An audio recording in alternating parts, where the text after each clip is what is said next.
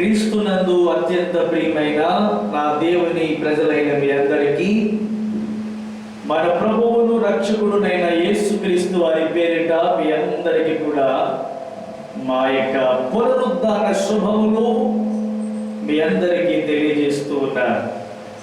ప్రియులారా, దేవుని యొక్క అత్యంతమైన మహాకృపను బట్టి గత కాలమంతా దేవుడు మనలను, మన యొక్క సంఘ బిడ్డలందరినీ కూడా ఆయన సజీవమైన రెక్కల చోటున కాచి కాపాడి నేడు ఆయన సంఘంలో మనలందరినీ కూడా ఆయన సజీవులుగా ఉంచారు.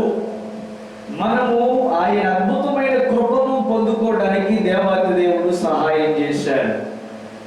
మరి దేవుడు గడిచిన కాలమంతా కూడా మనలను, మరి మన సంఘాలను దూరాన ఉన్న మరి మన ప్రార్థన యొక్క ధూపముల ద్వారా ఆయన రెక్కల నీడలో ఉన్నటువంటి క్షేమాభివృద్ధిని దేవుడు మనందరికీ కూడా దయచేసి ప్రసాదించి నేడు మరలా ఈ లైవ్ స్ట్రీమ్ ద్వారా ఈ పునరుద్ధాన ఆరాధనలో దేవుని యొక్క ఉన్నతమైనటువంటి నామమును ఆరాధించుటకు, గణపరచుటకు ప్రభు అయినటువంటి యేసయ్య మనకి ఇచ్చిన అద్భుతమైన కృపను బట్టి దేవుని యొక్క నామమును గణపరచడానికి దేవుడు మనందరినీ కూడా ఈరోజు మన సజీవులుగా ఉంచాడు. రండి, మీరు మీ కుటుంబ సమేతంగా మీరు మీ బైబిల్ గ్రంథాలను చేత పట్టుకుని అందరూ ఒక చోట కూడుకుని ఈ లైవ్ స్ట్రీమ్ని మీ దగ్గర పెట్టుకుని కలిసి ఆరాధించాలని ప్రభు పేరిట మీ అందరికీ నేను మనవి చేస్తున్నాను. అందరూ బాగున్నారు కదూ? దేవుడు మరి ఆయన కృపను మీకు అధికముగా అనుగ్రహించి మరి ఏప్రిల్ మాసమంతా కూడా ఈ భయంకరమైన విపత్తులో, అసలు విపత్తు అంటే ఏంటో కూడా తెలియకుండా దేవాతి దేవుడు మనం పోషించుకుంటూ వచ్చాడు, మన అవసరాలు తీర్చుకుంటూ వచ్చాడు. ఆయనే మన ప్రతి అవసరాన్ని తీర్చి మరి నేడు ఆయన తన యొక్క సమృద్ధి యొక్క జీవాన్ని మనందరికీ కూడా ప్రసాదించాడు. మంచిది. మరి మనము ప్రార్థనతో ఈ కార్యక్రమాన్ని ప్రారంభించుకుందామా? కళ్ళు మూసుకోనండి, ఎక్కడ వారు అక్కడే కళ్ళు మూసుకొని నాతో పాటుగా ప్రార్థనలో ఏకీభవించండి. కృప కలిగిన మా తండ్రి, ప్రేమ కలిగిన మా యేసు ప్రభువా, మరి గడిచిన ఏప్రిల్ నెలంతా కూడా మీరు మమ్మల్ని మీ సజీవమైన రెక్కల చాటున కాచి కాపాడి మరలా ఈ మే నెలను మీరు మాకు అనుగ్రహించినందుకు స్తోత్రాలు. మరి భయంకరమైన ఎండలలో మేము వచ్చాము. మరి ఈ మే నెలలో నీ కాపుదల మాకు దయచేయండి. మరి ప్రార్థించిన రీతిగా ఇదిగో ఈ కరోనా వైరస్ని మరి మీరు అంచెలంచెలుగా తగ్గించుకుంటూ నీ ప్రజలకు మీరు ఇస్తున్న స్వస్థతను బట్టి, నీ ప్రజలైనటువంటి వారికి మీరు ఇచ్చిన క్షేమమును బట్టి మీ కృతజ్ఞతలు తెలియజేస్తున్నాము. మరి దినాన్ని మరి బెండమూర్లంక, కొమరిగిరిపట్నము, గుండెపూడి, కరిచెరువు, శామంతుకూరి యొక్క సంఘాలు వారి గృహాలలో ఉండి కలిసి మాతో పాటు ఆరాధన చేయించున్నప్పుడు ఈ ఆరాధనలో మీరు ఉండి మీరే అయినా మా స్తుతి ఆరాధన ద్వారా అంగీకరించి మీరు మహిమను పొందాలని కోరుకుంటున్నాను. ఇదిగో తండ్రి, మరి పాటల ద్వారా నీ నామమును మహిమపరుచుకున్నప్పుడు మైనా మా యొక్క ఆర్తధ్వని మీరు ఆలకించి మా స్వరములను మీరు అంగీకరించాలని కోరుకుంటున్నాను. ప్రభువా, మరి దినమును మేము కలిసి నీ నామమును ఆరాధన చేయించున్నప్పుడు స్తుతించుచు ఉండగా మరి మా స్తుతులు, స్తోత్రాలు మీరు అంగీకరించి ఈరోజు ఈ రికార్డింగ్ చేయబడుతున్నటువంటి ఈ వీడియో ద్వారా అనేక మంది ఆశీర్వదించబడి ఈ లైవ్ స్ట్రీమ్ కార్యక్రమం ద్వారా అనేక మంది మేలు పొందినట్లుగా సహాయం చేయండి. మరి టెక్నికల్ వర్క్ని మాకు ఫుల్ ఫ్లెడ్జ్గా తండ్రి మీరు మాకు సమస్తమును సమకూరుస్తున్నందుకు స్తోత్రాలు. మరి నాయనా, మరి నీ సోదరుడు రాజకుమారి ద్వారా మరి మీకు ఈ రికార్డింగ్ సిస్టమ్ అంతటిని కూడా బిడ్డలు మీరు వాడుకుంటున్నారు, నీకు స్తోత్రాలు. ఇదిగో మళ్ళా ఈ 3వ తారీఖున మేము అందరం కలిసి మళ్ళా ఈ మే నెల మొదటి ఆదివారం నాడు మీ నామమును మేము మహిమపరచుచూ ఉండగా, గణపరచుచూ ఉండగా మా స్తుతులు, స్తోత్రాలు మీరు అంగీకరించి మీరు మహిమను పొందమని యేసు పరిశుద్ధ నామమున మా మనవులను అడుగుతున్నాము పరమ తండ్రి. ఆమేన్. ఆమేన్. ఆమేన్. రండి కలిసి మనం దేవుని యొక్క నామమును కలిసి ఆరాధన చేద్దాం. మాతో పాటుగా మీరందరూ పాటలు పాడుచు దేవుని యొక్క నామమును మహిమపరచాలని, దేవుని ఘనపరచాలని ప్రభు పేరున నేను ఆశిస్తూ ఉన్నాను. మైక్ సౌండ్ నాకు తగ్గించి కలిసి దేవుని యొక్క నామమును మనమందరం కొంచెం దేవుని యొక్క నామమును మనమందరం కూడా మహిమపరచుదాం.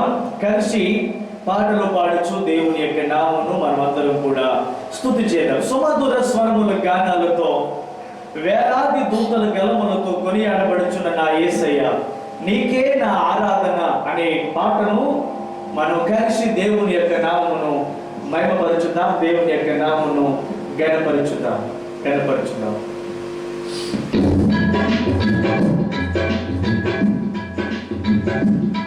అందరూ కూడా మాతో పాటు కలిసి దేవుని యొక్క ఉన్నతమైనటువంటి నామమును ఘనపరిచి ప్రభు యొక్క నామమును మనమందరం కూడా దేవుని మనం స్తుతి చేద్దాం.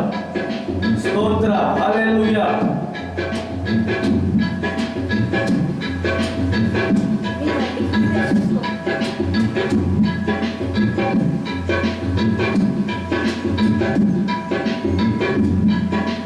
సుమధుర స్వరముల గానాలతో వేలాది దూతల గళములతో కొనియాడబడుచున్న నా యేసయ్య నీకే నా ఆరాధన.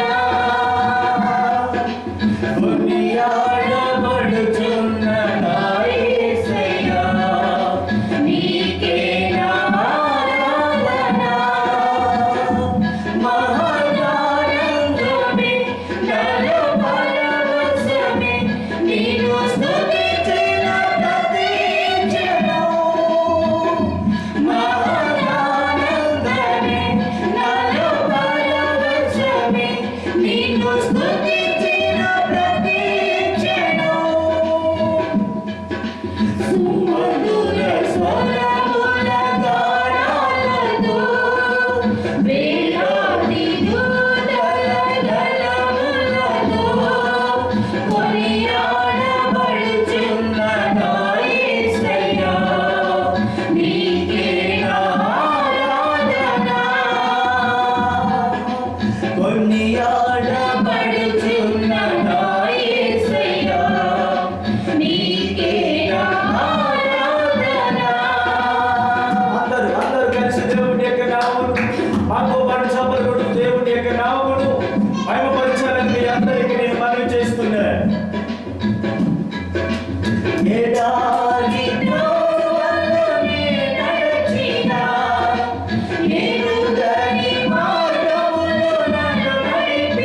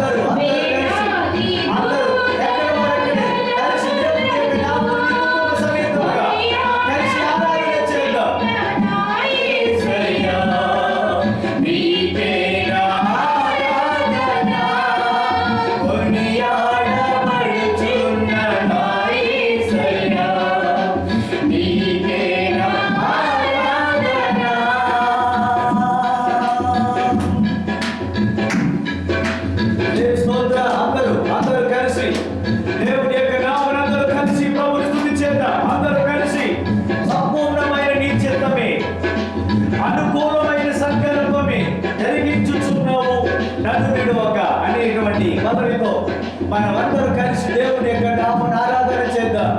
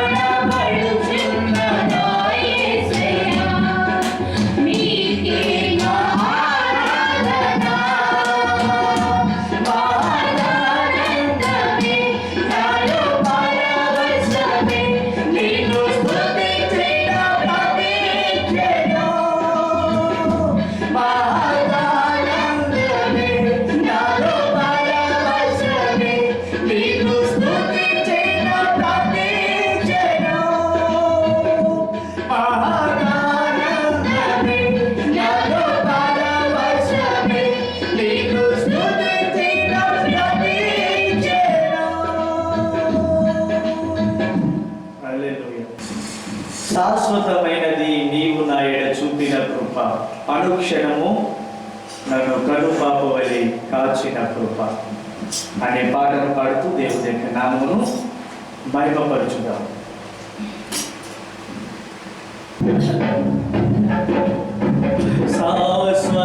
శాశ్వతమైనది నీవు నా ఎడ చూపిన కృప,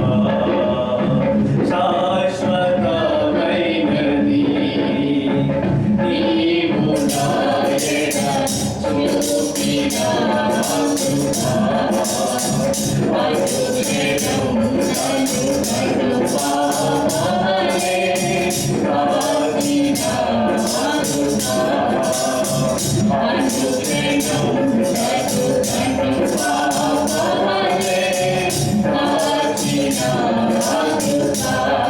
శాశ్వతమైనది శాశ్వతమైనది నీవు నా ఎడ చూపిన అందరూ చెప్పగలరు దేవుడి యొక్క నామమును మహిమపరచుదా. అందరూ కూడా చెప్పగలరు దేవుడి యొక్క నామమును మహిమపరచుదా. నీకు బహుదూరమైనను చేరదీసిన నా తండ్రివి, నీవు బహుదూరమైనను చేరదీసిన నా తండ్రివి, నిత్య సుఖశాంతియే నాకు నీవు నిత్య సుఖశాంతియే నాకు నీవు అందరూ పాడదాం కలిసి. శాశ్వతమైనది నీవు నా ఎడ చూపిన కృప. అందరూ దేవుని మహిమపరచుదాం. అందరూ దేవుని నామమును స్తుతించుదాం. నీవు నా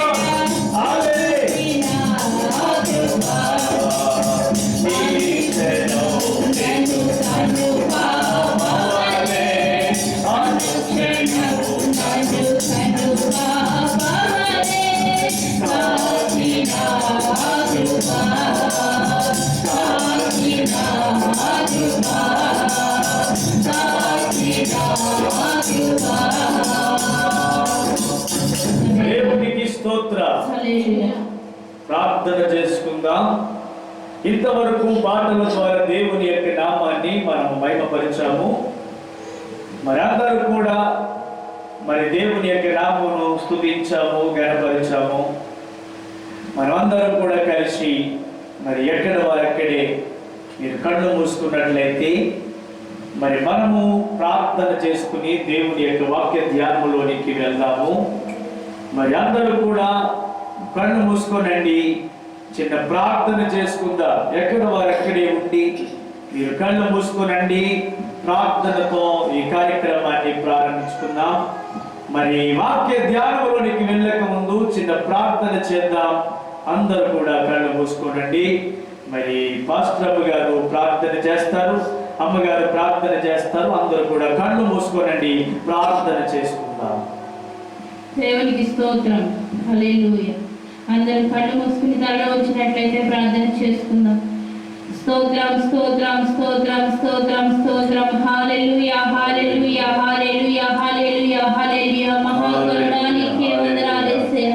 సర్వ సృష్టికర్త నీకే వందనాలు యేసయ్యా. ప్రభువా ఇదిగో ప్రేమగలిగిన ప్రియ పరలోకపు తండ్రి నీకే వందనాలు యేసయ్యా. ఇదిగో ప్రభువా ఈ దినం ఇలా యేసయ్య తండ్రి ప్రభువా ఎంతో ఘనంగా యేసయ్య తండ్రి మొదట ఆరాధన జరుపుకోవాల్సింది యేసయ్య తండ్రి ప్రభువా. యేసయ్య తండ్రి ప్రభువా ప్రజలకు ఏ సందేశం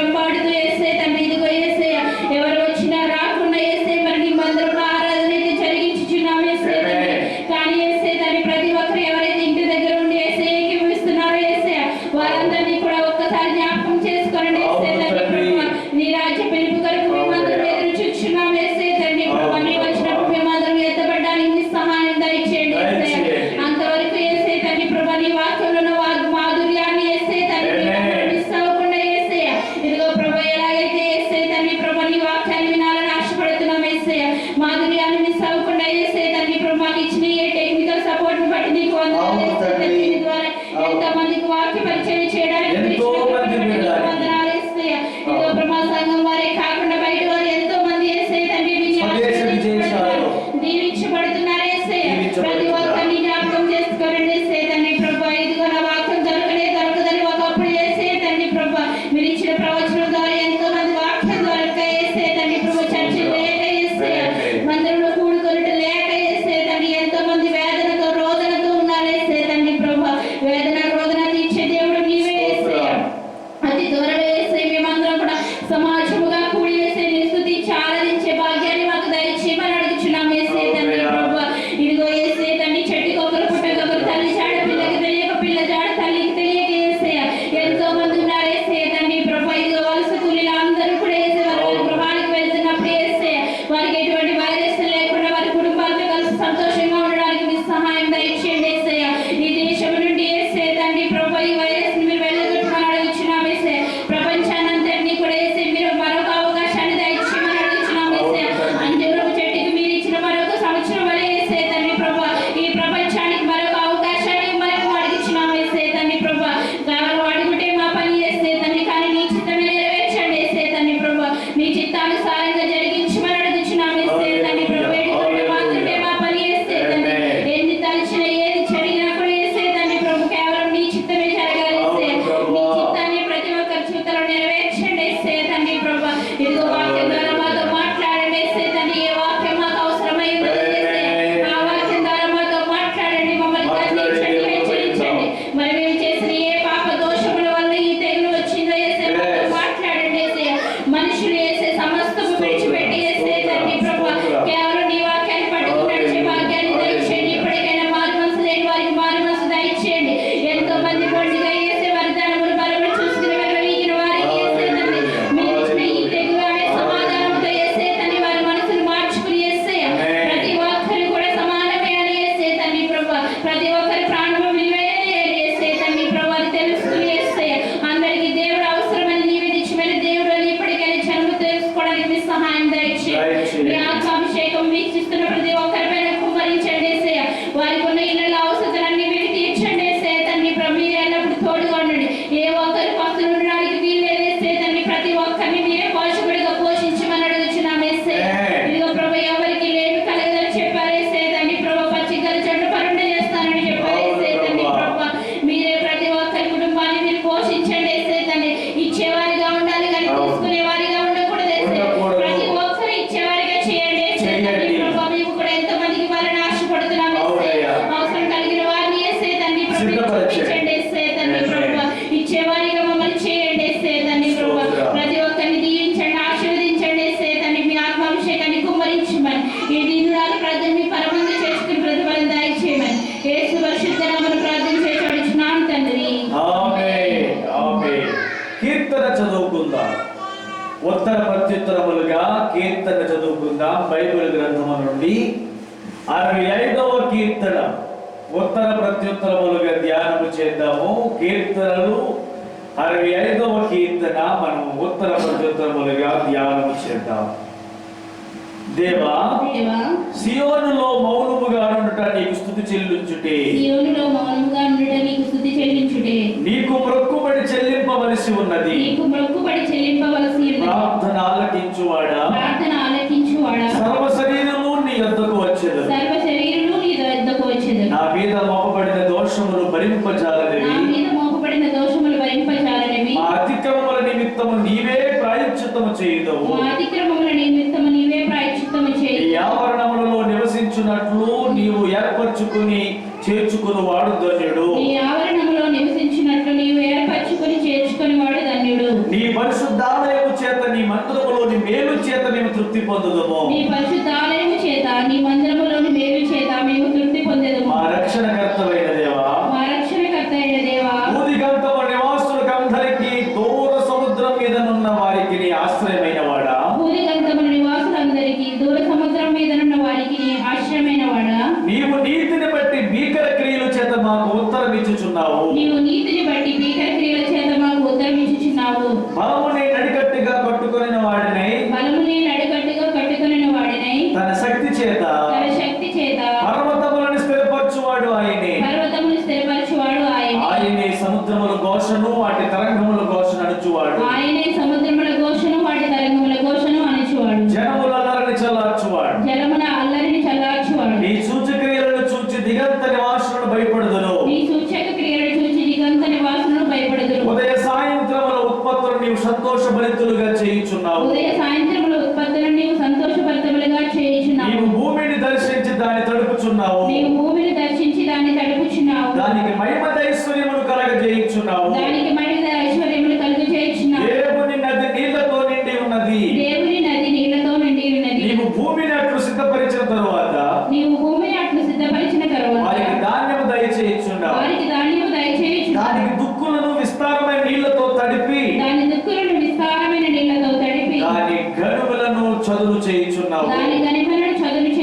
అది మొలకెత్తగా నీవు దాన్ని ఆశీర్వదించుచున్నావు. సంవత్సరము నీ దయా కిరీటమును ధరింపజేసి ఉన్నావు. నీ జాడలు సారము వెదజల్లుచున్నవి. అడవి బీడుల సారము చిలకరించుచున్నవి. కొండలు ఆనందము నడికట్టుగా ధరించుకుని ఉన్నవి. పచ్చికట్లు మందలను వస్త్రములను ధరించి ఉన్నవి. లోయలు సస్యములతో కప్పబడి ఉన్నవి. అన్నియు సంతోషధ్వని చేయుచున్నవి. అన్నియు గానము చేయుచున్నవి. దేవుని వాక్యమును దీవించును గాక. ఆమేన్.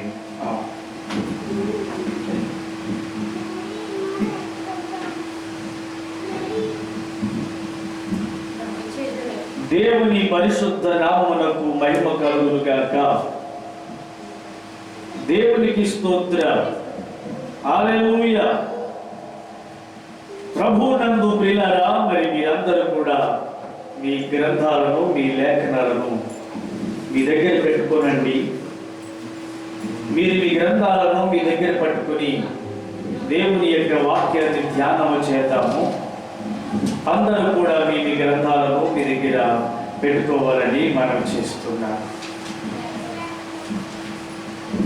దేవుని పరిశుద్ధ నామమునకు మహిమ కలుగును గాక. ఆమేన్. దేవునికి స్తోత్ర. హల్లెలూయా. ప్రభువునందు ప్రియమైనటువంటి దేవుని యొక్క ప్రజలారా, దేవుని యొక్క అత్యంతమైనటువంటి మహాకృపను బట్టి మరలా ఈ పునరుద్ధరణ ఆదివారం నాడు సజీవులమై ఉండి సజీవుడైన దేవుణ్ణి ఎలాగ ఆరాధన చేయడానికి పరిశుద్ధాత్మ దేవుడు ఎంతో అద్భుతమైనటువంటి కృపను సమయాన్ని దేవాతి దేవుడు మనందరికీ అనుగ్రహించి ఉంటారు. దేవునికి స్తోత్రం. అందరూ బాగున్నారు కదా? మనం ఒక 30 నిమిషాలు దేవుని యొక్క వాక్యాన్ని ధ్యానం చేద్దాం. చక్కగా ఇంతవరకు పాటల ద్వారా దేవుని యొక్క నామాన్ని మనం ఆరాధన చేశాము. మరి మా కీర్తనను మనం ధ్యానించాము. మరి పరిశుద్ధాత్మ దేవుడే మన మధ్యలో ఉండి మనందరితో మాట్లాడినట్లుగా మనమందరము మనమే సిద్ధపరచుకుందాం. మరి మన యొక్క యూట్యూబ్ ఛానల్ని అనేక మందికి పరిచయం చేయండి. వారు సబ్స్క్రైబ్ చేసుకున్నట్లుగా చూడండి. మేము అందిస్తున్న ప్రతి వీడియో కూడా వారికి వెంటనే పెట్టబడింది, వచ్చింది అని ఒక నోటిఫికేషన్ వారికి అందడానికి బెల్ ఐకాన్ క్లిక్ చేయండి. సబ్స్క్రైబ్ చేసుకున్నట్లయితే మరి మేము మన ఛానల్లో అప్లోడ్ చేసిన ప్రతి వీడియో కూడా నేరుగా మీ యొక్క మొబైల్స్లోకి వస్తాయనే విషయాన్ని నేను మీకు జ్ఞాపకం చేస్తున్నాను. కనుక ప్రియులారా, మరి మీరందరూ కూడా మరి జ్ఞాపకం చేసుకోనండి. మీరు ఈ ఉపదేశముల ద్వారా ఆశీర్వదింపబడి దీవించబడినట్లయితే అనేక మందికి దీవెనకరమగునట్లు ఆశీర్వాదకరమగునట్లుగా మీరు మన ఛానల్ని పరిచయం చేయాలని ప్రభు పేరిట మీ అందరికీ నేను మనవి చేస్తున్నాను. మంచిది. నేను గడిచిన ఆదివారం నాడు నేను మీకు ఒక అంశాన్ని మీతో మాట్లాడాను. ప్రస్తుతం మనం ఈ ప్రపంచంలో చూస్తున్న ఈ కరోనా వైరస్ అనేటువంటిది ఇది రాకడ సూచనలో ఇది ఒక సూచన అని నేను గత ఆదివారం నాడు మీతో స్పష్టంగా మాట్లాడాను. అనేకమైనటువంటి సూచనలు ప్రభు అయిన యేసయ్య ఆనాటి శిష్యులు నేటి ఉన్న తరమైనటువంటి మనము గుర్తించిన కొరకై మరి ప్రభు అయిన యేసయ్య అనేకమైనటువంటి సూచనలు ఆయన లేఖనంలో ప్రవచనాత్మకంగా తెలియజేసినట్లుగా మనం గమనిస్తున్నాము. ఆయన తెలియజేసినటువంటి సూచనల్లో, ఆయన చెప్పినటువంటి సూచనలో మరి ఇది ఒక ప్రాముఖ్యమైనటువంటి సూచన అనే విషయాన్ని నేను మీకు జ్ఞాపకం చేస్తున్నాను. సూచనలో ఒక సూచన ఏంటంటే, మీరు తెగుళ్ళు చూస్తారు. నా రాకడ సమీపముగా ఉన్నటువంటి దినాల్లో మీరు తెగుళ్ళు చూస్తారు అని దేవాతి దేవుడు మరి ఆయన లేఖనంలో చెప్పినట్లుగా మనం గమనిస్తున్నాం. అయితే తెగుళ్ళు అంటే వస్తాయి కానీ అంతము వెంటనే రాదు. తెగుళ్ళు మీరు చూస్తారు, భూకంపాలు మీరు చూస్తారు, కరువులు మీరు చూస్తారు, కానీ అంతము వెంటనే రాదు అని ప్రభు అయిన యేసయ్య స్పష్టంగా మత్తయి సువార్త 24, లూకా సువార్తలో మనము చూస్తూ ఉన్నాం. ప్రియమైనటువంటి దేవుని యొక్క బిడ్డలారా, అయితే మరి నేను రాకడకు సిద్ధపాటు అనే అంశం మీద ఇప్పటికే ఒక 5 భాగాలు నేను మీకు అందించడం జరిగింది. ఇది ఆరవ భాగముగా నేను మీకు తెలియజేస్తున్నాను. ప్రియమైనటువంటి దేవుని యొక్క బిడ్డలారా, మరి దేవుడు రెండవ రాకడ సూచనలు ఆయన చెప్పారు. ఆ సూచనలో ఒక సూచన ఏంటంటే తెగుళ్ళు వస్తాయి అని చెప్పారు. రైట్.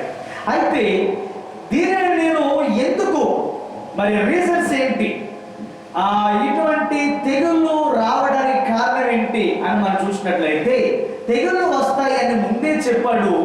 అయితే ఇది ఒక ప్రవచనాత్మకమైనటువంటి నెరవేర్పు అని నేను గత వీడియోలో మీతో నేను చెప్పడం జరిగింది. ఇది ఒక ప్రవచనాత్మకమైనటువంటి నెరవేర్పు అని నేను గత వీడియోలో నేను మీతో చెప్పాను. రెండవది, ఎందుకు ఇటువంటి తెగుళ్ళు వస్తాయి? రెండవదిగా, అది దేవునికి కోపము కలిగినప్పుడు, దేవుడికి కోపాన్ని తెప్పించే పనులు మనం చేసినప్పుడు, దేవుడు కోపావేశుడైనప్పుడు ఇటువంటి తెగుళ్ళు, ఇటువంటి సంభవాలు జరుగుతాయని నేను రెండవ కారణంగా నేను మీతో గత వీడియోలో మీతో చెప్పాను. అయితే ఆయనకి తెగులు ఎందుకు వస్తాయంటే, it is because of anger of God. దేవుని కోపమును బట్టి తెగులు వస్తాయని కూడా నేను గత వారంలో నేను మీకు తెలియజేసినట్లుగా గుర్తు చేస్తున్నాను. ప్రియమైన దేవుని యొక్క బిడ్డలారా, అయితే అసలు దేవుడికి కోపం ఎందుకు వస్తుంది? దానికి 3 కారణాలు ఉన్నాయి. ఇందులో నేను మొదటి కారణాన్ని నేను గత వీడియోలో మీతో చెప్పాను. మరి దేవుడికి కోపం ఎందుకు వస్తుంది, దేవుడికి కోపం రావడానికి గల కారణాలు ఏంటి అనే విషయం మీద నేను ఒక 3 కారణాలు ఈ దినాన్ని మీకు చెప్పాలనుకుంటున్నాను. ఆ తర్వాత మరి సొల్యూషన్ ఏంటి? ఇటువంటి విపత్తులు వచ్చినప్పుడు, ఇటువంటి తెగుళ్ళు వచ్చినప్పుడు మనం ఏం చేయాలి? మరి దానికి సొల్యూషన్ అంటూ ఏమీ లేదా అన్నటువంటి విషయానికి కూడా నేను జవాబుని ఈ వీడియోలో నేను మీకు ఇవ్వబోతున్నాను. మీరు చక్కగా బైబిల్ మీ దగ్గర పెట్టుకుని నాతో పాటు ఏకీభవించాలని ప్రభు పేరిట మీ అందరికీ నేను మనవి చేస్తున్నాను. రైట్. రెండవది చూద్దామా? రెండవది, మొదటిది ఏంటి? మనము కంప్లైనింగ్ నేచర్, ఆ సమస్తమును అనుగ్రహించుచున్నటువంటి దేవుడి మీదే మనం కంప్లైంట్ చేయటం. అంటే ఆయన మీదే నేరారోపణ చేసినప్పుడు, సమస్తమును అడగక ముందే అక్కరలేని అవసరాలు తీర్చుచున్నటువంటి దేవుని మీద మనం నాకు అది లేదు, నాకు ఇది లేదు, నాకు అది ఇవ్వలేదు, నాకు ఇది ఇవ్వలేదు అని చెప్పి దేవుని మీద ఎప్పుడైతే మనం ఇలాంటి కంప్లైంట్లు చేయటం మొదలెడతామో, ఈ కంప్లైంట్ చేసే విధానము దేవునికి కోపాన్ని తీస్తుందనే విషయాన్ని మీరు జ్ఞాపకం చేస్తున్నారు. ఎందుకంటే దేవుడు మనకు అన్ని ఇచ్చి తృప్తిపరుస్తున్నాడు, కానీ ఎవరినో పోల్చుకుని వాళ్ళకున్నది నాకు లేదు, వీరికున్నది నాకు లేదు, వాళ్ళకున్నది నాకు లేదని చెప్పి వారిని వీరిని మనం పోల్చుకుని మనము ఈ విధంగా ప్రవర్తించడం అనేటువంటిది, మరి దేవుడి మీద మనం కంప్లైంట్ చేయడం అనేటువంటిది దేవుడికి నచ్చని విషయం అన్న విషయాన్ని నేను మీకు జ్ఞాపకం చేస్తున్నాను. దేవుడి నామమునకు స్తోత్రము కలుగును గాక. హల్లెలూయా. మరి రెండవ ఎగ్జాంపుల్ ఏంటి? దేవుడికి కోపాన్ని తెప్పించే రెండవ పని ఏమిటి? రెండవ పని ఏంటి మనం చూద్దామా? సంఖ్యాకాండము 16వ అధ్యాయం. సంఖ్యాకాండము 16వ అధ్యాయాన్ని మనం చూసినట్లయితే 41వ వచనము 42వ వచనాన్ని మనం ఇక్కడ చూడగలము. సంఖ్యాకాండము 16వ అధ్యాయం 41, 42 వచనాలు మనం చదువుతాము. జాగ్రత్తగా వినండి. మరునాడు ఇశ్రాయేలీయులు సర్వ సమాజము మోషే అహరోనులకు విరోధముగా సరుగుచు మీరు యెహోవా ప్రజలను చంపితురని చెప్పి సమాజము మోషే అహరోనులకు విరోధముగా కూడెను. వారు ప్రత్యక్షపు గుడారము వైపు తిరిగి చూడగా ఆ మేఘము దాని కమ్మెను, యెహోవా మహిమయు కనబడెను. దేవుని నామమునకు స్తోత్రము కలుగును గాక. ఇక్కడ రెండవ దేవునికి కోపాన్ని తెప్పించేటువంటి రెండవ పని నేను మీకు తెలియజేస్తున్నాను. ఏంట రెండవ పని?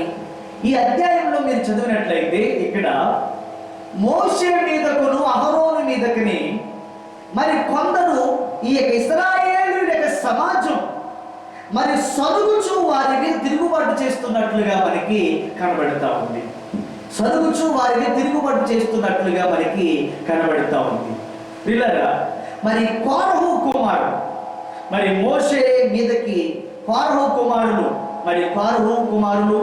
మరి ఎవరు అంటే దాతాను, అబిరాము అనేటువంటి కోరహు కుమారులు ఏం చేస్తున్నారంటే మోషే మీదను అహరోను మీదను వాళ్ళు ఏం చేస్తున్నారంటే సరుగుతున్నారు. వారికి విరోధముగా లేచారు. వాళ్ళు సరగటమే కాకుండా ఒక గుంపును కూడా వీళ్ళు తయారు చేశారు. అంటే వాళ్ళ మీదకి విరోధముగా లేవడానికి, వారి మీదకి విరోధముగా లేచి వారి మీద సదుగుడు చేయడానికి వీళ్ళు చేసిన పనే కాకుండా మరొక గుంపును కూడా వీళ్ళు తయారు చేశారు. మరొక గుంపును కూడా వారు తయారు చేసినట్లుగా మనకు కనబడుతుంది. They are murmuring. ఎవరి మీద? దేవుని యొక్క యాజకుల మీద, దేవుడి చేత ఏర్పాటు చేయబడినటువంటి యాజకుల మీద, దేవుని పిలుపును బట్టి దేవుని పనిలో ఉన్నటువంటి యాజకుల మీద, దేవుని పనిలో వాడబడుతున్నటువంటి యాజకుల మీద వీళ్ళు ఏం చేస్తున్నారు అంటే సదుగుడు చేస్తున్నారు. అయితే దేవుని సేవకుల మీదకి లేచుట అన్నది దేవునికి కోపాన్ని తెప్పించే ఒక ఘట్టం అన్న విషయాన్ని జ్ఞాపకం చేస్తుంది. ఒకటి, ఆ దేవుడు అన్ని ఇస్తున్నా సరే నాకు అది లేదు, నాకు ఇది లేదు అంటూ దేవుని మీదే కంప్లైంట్ చేసేటువంటి గుణం దేవుని కోపాన్ని తెప్పిస్తే, రెండవదిగా మనం గమనించినట్లయితే దేవుడి చేత ఏర్పాటు చేయబడిన దేవుని సేవకుల మీద వీళ్ళు సరగటం మొదలుపెట్టారు. వీళ్ళు సరుగుతున్నారు. ఈ సరుగుడి యొక్క విధానము మరి దేవుడికి ఎంతో కోపాన్ని తెచ్చింది. అందుకని పిల్లరా, ఎప్పుడు కూడా మనము దేవుడి సేవకుల మీదకి లేవడం కానీ, వారి గురించి చెడుగా మాట్లాడటం కానీ, వారిని గురించి సరగటం కానీ, మనం పరాయి వ్యక్తుల దగ్గర వారి గురించి తప్పుడుగా మాట్లాడటం కానీ, డిస్కస్ చేయటం కానీ, ఇది చాలా ప్రమాదకరమైనటువంటి పాపం అన్న విషయాన్ని నేను మీకు జ్ఞాపకం చేస్తున్నాను. ఎప్పుడు కూడా మనము దేవుని ప్రతినిధుల మీద సరగకూడదు. ఒకవేళ వారిని దృష్టికి తప్పు చేసినట్లుగా నేరం చేసినట్లు కనబడితే వారికి దూరంగా ఉండు, అంతే తప్ప వారి గురించి ఎప్పుడు తప్పుడుగా ఎవరి దగ్గర విమర్శించొద్దు, దూషించొద్దు. ఎక్కడ ఎప్పుడు కూడా వారిని గురించి తప్పుడుగా దూషణ మరి సరగొద్దు అన్న విషయాన్ని నేను యావత్ క్రైస్తవ ప్రపంచానికి తెలియజేస్తున్నాను. ప్రియమైన దేవుని యొక్క బిడ్డలారా, దేవుని సేవకుల మీద ఎప్పుడు సరగవద్దు. అర్థమవుతుందండి? సరగటమే కాకుండా వీళ్ళు మరొక గుంపును కూడా తయారు చేసి వారు కూడా వీళ్ళని తిరగబడేటట్లుగా వాళ్ళు తయారు చేస్తున్నారు. గమనిస్తున్నారా? అయితే మనం ఇక్కడ గమనించవచ్చు. 46వ వచనంలో మనం చూసినట్లయితే 46వ వచనంలో, మోషే నీవు ధూపత్తిని తీసుకుని బలిపీఠపు నిప్పులతో నింపి ధూపము వేసి వేగముగా సమాజమునకు వెళ్ళి వారి నిమిత్తము ప్రాయశ్చిత్తము చేయము, కోపము యెహోవా సన్నిధి నుండి బయలుదేరును. విన్నారా? బలిపీఠపు నిప్పులతో నింపి ధూపం వేసి వేగముగా సమాజమునకు వెళ్ళి వారి నిమిత్తము ప్రాయశ్చిత్తము చేయి, కోపము యెహోవా సన్నిధి నుండి బయలుదేరును, తెగులు మొదలు పెట్టాడని అహరోనుతో చెప్పగా. చూసారండి, మరి ఆయనకి వ్యతిరేకంగా మీరు వెళ్ళొద్దు అని దేవుడు చెప్తున్నాడు. ఆయనకి వ్యతిరేకంగా వెళుతున్నటువంటి ప్రజల మీదకి దేవుని కోపం ఏమైంది? రగిలిపోయింది. దేవుని కోపం రగిలిపోయింది. దేవుని యొక్క భయము ప్రజలకు లేకుండా వారు సరుగుతున్న వలన అప్పుడు ఏమంటుందండి? ఎప్పుడైతే మరి మోషే నీవు దీపపాత్రని తీసుకుని బలిపీఠము నిప్పులతో నీకు ధూపం వేసి వేగముగా సమాజమునకు వెళ్ళి వారి నిమిత్తము ప్రాయశ్చిత్తము చేయము అంటున్నాడు. ఎందుకంటే కోపం యెహోవా సన్నిధి నుండి బయలుదేరింది. ఇంకా వాళ్ళు ఎవ్వరు నిలవలేరు. కోపం యెహోవా సన్నిధి నుండి బయలుదేరిపోయింది. ఓకేనా? తెగులు మొదలు పెట్టేసింది. ఇంకా మొదలు పెట్టినటువంటి తెగులు వేల మంది, లక్షల మంది చనిపోయే అవకాశం ఉంది. దేవుని కోపం ప్రజల మీద వదులుకుంది. ఎందుకంటే వారు నా సేవకులకి విరోధముగా సరుగుతున్నారు. నా చేత ఏర్పాటు చేయబడినటువంటి దేవుని సేవకులు వ్యతిరేకంగా సరుగుతున్నారు. సోదరి మనలారా, మీరు ఎప్పుడైనా సరే, మీరు ఏ సంఘం వారైనా, ఏ సహవాసం వారైనా, నేను మీకు చెప్పదలుచుకున్నది ఒక్కటి: ఎప్పుడు కూడా మీ సేవకులకు విరోధముగా మీరు సరగొద్దు. ఎప్పుడు మీ సేవకులకు విరోధముగా విమర్శించొద్దు. ఎప్పుడు మీ సేవకులు విరోధముగా దూషించొద్దు. ఎప్పుడు మీ సేవకులు విరోధముగా మాట్లాడవద్దు. ఇది చాలా నష్టాన్ని మీకు తెచ్చిపెడుతుందన్న విషయాన్ని నేను మీకు జ్ఞాపకం చేస్తున్నాను. ప్రియమైనటువంటి దేవుని యొక్క బిడ్డలారా, దేవుని సేవకుల మీద గొరగటం అతి ప్రమాదకరమని నీకు తెలియజేస్తా ఉన్నాను. అయితే మనము 47వ వచనంలో 48వ వచనంలో చూసినట్లయితే, మోషే దేవుడు చెప్పినట్లు అహరోను వాటిని తీసుకుని సమాజం మధ్యకు పరిగెత్తుకుని పోయినప్పుడు తెగులు జనులలో మొదలుపెట్టి ఉండేను. వెళ్ళినప్పటికీ ఆల్రెడీ తెగులు స్టార్ట్ అయిపోయి, ప్రజలు ఒకరి నుంచి ఒకరికి అంటేసుకుంటుంది, ఒకరిని పడితే ఒకరికి పీడిస్తుంది.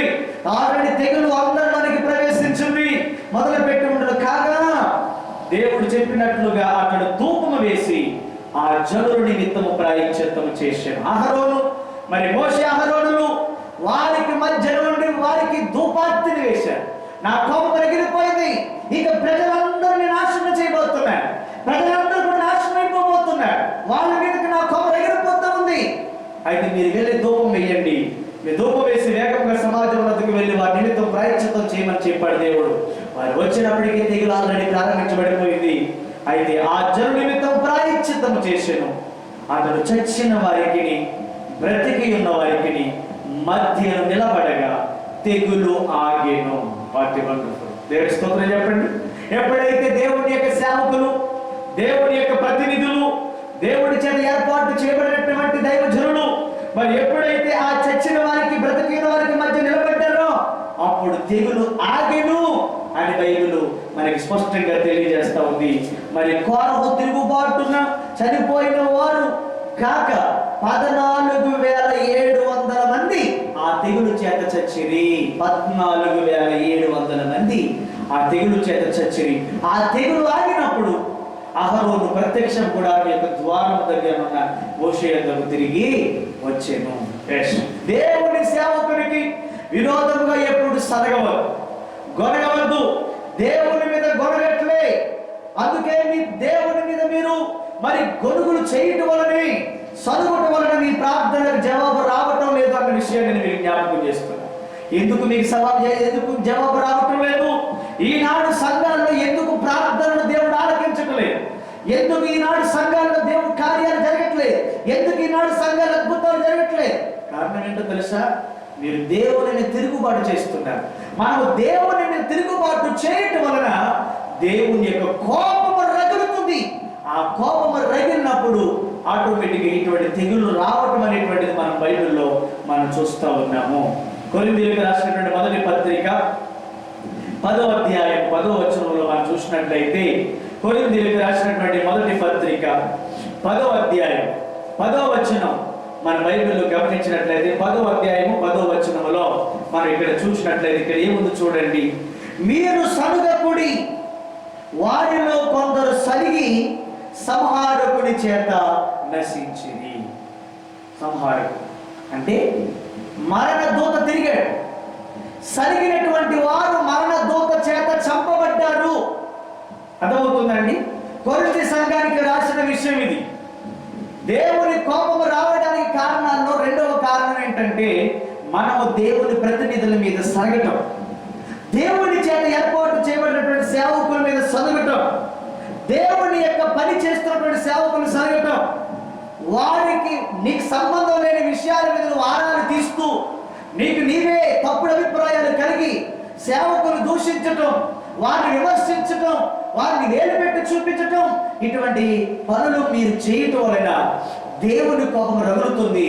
ఆ రగిలినప్పుడు తెగులు మీ మీదకి వచ్చి మిమ్మల్ని వెంటాడుతాయన్న విషయాన్ని నేను మీకు జ్ఞాపకం చేస్తున్నాను. అందుకంటారు, మీరు సనగకుడి, వారిలో కొందరు సరిగి సంహారకుని చేత ఏమయ్యారట?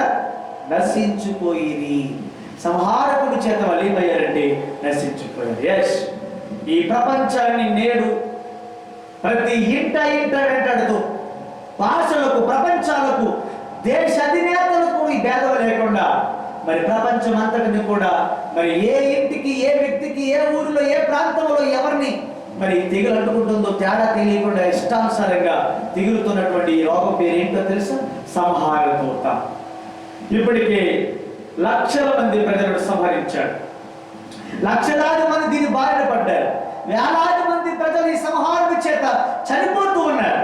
అయితే ఈ సంహారుని యొక్క చేతుల్లో నుంచి తప్పించబడటం అనేటువంటిది అది కేవలం యేసు రక్తము ద్వారా మాత్రమే అవుతుందన్న విషయాన్ని నేను మీకు జ్ఞాపకం చేస్తున్నాను. అందుకని ఎప్పుడు కూడా మనం దేవుని ప్రతినిధుల మీద, దేవుని సేవకుల మీద మనం ఎప్పుడు కూడా సనగకూడదు అన్న విషయాన్ని మీకు జ్ఞాపకము చేస్తున్నాను.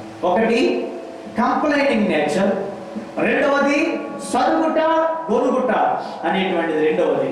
మూడవది ఏంటో తెలుసా? నో ఫియర్ ఆఫ్ గాడ్, దేవుని మీద భయం లేకపోవడం. ఎప్పుడైతే ప్రజలకు దేవుని మీద భయం లేకుండా వాళ్ళు ఉంటారో, భయం లేనటువంటి ప్రజల మీదకి తెగులు వస్తాయి.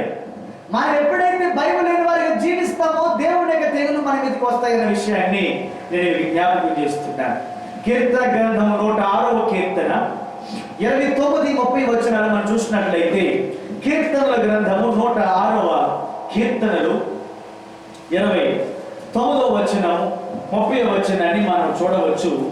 కీర్తనలు 106:29, వారు తమ క్రియల చేత ఆయనకు కోపం పుట్టించగా. విన్నారండి? దేనితో కోపం పుట్టిస్తున్నారంటే దేవునికి మనము చేయుచున్న మన క్రియల చేత దేవునికి ఏం పుట్టిస్తున్నామంటే మనము కోపం పుట్టిస్తున్నాం. నీ ప్రవర్తన ఆయన కోపం పుట్టిస్తుంది, నీ నడక ఆయన కోపం పుట్టిస్తుంది, నీ మాటలు ఆయన కోపాన్ని పుట్టిస్తున్నాయి, నీ చేతలు ఆయన కోపాన్ని పుట్టిస్తున్నాయి. నా ప్రియ సోదరి మనలాగా మరి మీరు మీ ఏ క్రియలు చేత మీరు దేవునికి కోపాన్ని పుట్టించేవారిగా ఉన్నారో ఒకసారి మీరు జ్ఞాపకం చేసుకోవాలి, మీ జ్ఞాపకాలు తెచ్చుకోవాలి. నేను అడుగుతున్నాను, నీ క్రియలు దేవుని కోపాన్ని పుట్టిస్తున్నాయా? నీ ప్రవర్తన దేవుని కోపాన్ని పుట్టిస్తుందా? నీ నడక దేవుని కోపాన్ని పుట్టిస్తుందా? అయితే ఇక్కడ బైబిల్ చెబుతా ఉంది, వారు తమ క్రియల చేత ఆయనకు కోపం పుట్టించగా వారిలో తెగులు రగిలెను. ఎస్, దేవుడి కోపాన్ని పుట్టించిన అమెరికా మీద దేవుడు తెగులు రగిలింది. దేవుడి కోపాన్ని పుట్టిస్తున్నటువంటి ప్రపంచ దేశాల మీద దేవుని యొక్క కోపం రగిలింది. మరి దేవుని యొక్క కోపం రగలడానికి కారణం ఏమిటి అని మనం ఆలోచన చేసినట్లయితే చూడండి, ఫినెహాసు లేచి పరిహారము చేయగా ఆ తెగులు ఆగిపోయేను అని బైబిల్ చదివిస్తుంది. అంటే దేవుని కోపం పుట్టించేటువంటి పనులు మనం చేస్తున్నాం. నీ క్రియలు, నడక, ప్రవర్తన దేవుని కోపం పుట్టిస్తుంది. అందుకనే కదా నిర్గమాకాండం 15వ అధ్యాయం 26వ వచనంలో మనం చూసినట్లయితే, నిర్గమాకాండము 15వ అధ్యాయము 26వ వచనంలో వాక్యం ఇలా సెలవిస్తా ఉంది. ఏమని మాట్లాడుతున్నారు? 15వ అధ్యాయం 26వ వచనంలో వాక్యం ఏమని సెలవిస్తుంది తెలుసా? ఇదిగో, మీ దేవుడైన యెహోవా వాక్కును శ్రద్ధగా విని ఆయన దృష్టికి న్యాయమైనది చేసి ఆయన ఆజ్ఞలకు విధేయులై ఆయన కట్టడలన్నిటిని అనుసరించి నడిచిన యెడల నేను ఐగుప్తీయులకు కలగజేసిన రోగములను ఏదియు మీకు రానియ్యను అని చెప్తాను. అంటే దేవుని యెడల భయభక్తులు కలిగి ఉన్నటువంటి వారికి దేవుడు ఏ తెగులును రానివ్వడు. ఆయన ఆజ్ఞలకు విధేయులై ఆయన కట్టడలను అనుసరించి నడిచిన యెడల. ఉందా ఈ రోజున విధేయత? ఉన్నదా ఈ రోజున ఆయన కట్టడలు అనుసరించేటువంటి మనస్సు? ఈ రోజున ప్రజలు విధేయులుగా జీవించగలుగుతున్నారా? ఈ రోజున అటువంటి విధేయత ప్రజలు కనబడుతుందా? ఆలోచన చేసుకోనండి. అందుచేత దేవుడు అంటే ఏది మీ మీదకి రానివ్వను. ఎప్పుడు? నా యందు మీరు భయం కలిగినప్పుడు. ఎస్, ఆయన వాక్యానికి లోబడి మన జీవితాలు ఉండాలి. ఆయన వాక్యానికి లోబడి మన జీవితాలు ఉండాలి తప్ప ఇక మరి ఎవరెవరికో లోబడి మన జీవితాలు మరి ఉండకూడదనే విషయాన్ని నేను జ్ఞాపకం చేస్తున్నాను. ఆయన కట్టడలను గైకొనేవారిగా, ఆయన ఆజ్ఞలను అనుసరించేవారిగా మనం ఉండాలి. అలా జీవించాలి అని మనకి బైబిల్ సెలవిస్తుంది. ఇంకో శ్రేష్టమైన మాట చూపించిన ద్వితీయోపదేశకాండం 6వ అధ్యాయం, ద్వితీయోపదేశకాండము 6వ అధ్యాయము 1-2 వచనాలు మనం చూస్తే, ద్వితీయోపదేశకాండము 6వ అధ్యాయము 1-2 వచనాలు మనం చూడగలిగినట్లయితే ఇక్కడ ఏముంది తెలుసా? నీవును నీ కుమారుడను, నీ కుమారుని కుమారుడను, నీవును నీ కుమారుడు, నీ కుమారుని కుమారుడను నీ దేవుడైన యెహోవాకు భయపడి నేను నీకు ఆజ్ఞాపించు ఆయన కట్టడలన్నీ ఆజ్ఞలన్నీ నీ జీవిత దినములన్నుటను గైకొనుచు నీవు దీర్ఘాయుష్వంతుడు అగునట్లు మీరు స్వాధీనపరచుటకు ఏరు దాటి వెళ్ళుచున్న దేశమందు మీరు జరుపుకున్నటకు మీకు బోధింపవలనని మీ దేవుడని యెహోవా ఆజ్ఞాపించిన ధర్మమంతయు అనగా కట్టడలు విధులు ఇవే అంటున్నారు. గమనిస్తున్నారా? ఇక్కడ ఏమని మనకి వాక్యం నీ పిల్లలు నాకు భయపడాలి. గమనిస్తున్నారా? నీవు భయపడమే కాదు, నీకు పుట్టినటువంటి పిల్లలు కూడా నాకు భయపడాలి. దేవుని ప్రజలారా వింటున్నారా? మీరు భయపడటమే కాదు, నీకు పుట్టినటువంటి పిల్లలు కూడా భయపడాలి. ఈ రోజు ఎంతో మంది తల్లిదండ్రులు వాళ్ళ పిల్లల విషయమే పట్టి పట్టినట్టుగా ఉన్నారు. నా భక్తిని చేసుకుంటూ పోతున్నానండి.